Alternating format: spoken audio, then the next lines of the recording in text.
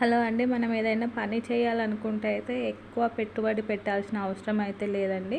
So, ఇలా తక్కువ budget అంటే తక్కువ పెట్టుబడితో మనకున్న బడ్జెట్‌లో అయితే మనము బిజినెస్ చేసుకోవచ్చు. సో, ఇవన్నీ అయితే లైనింగ్స్ అండి. మనం స్టిచ్చింగ్ చేసేటప్పుడు లైనింగ్స్ కానీ, ఫాల్స్ కానీ అయితే మన దగ్గరే తీసి పెట్టేసుకున్నాం అనుకోండి, కస్టమర్కి కూడా చాలా టైం అయితే సేఫ్ అవుతుంది. మళ్ళీ వాళ్ళు మ్యాచింగ్ సెంటర్కి వెళ్ళి మ్యాచింగ్ అయితే తెచ్చుకోవాల్సిన అవసరం అయితే ఏమి ఉండదు కదా.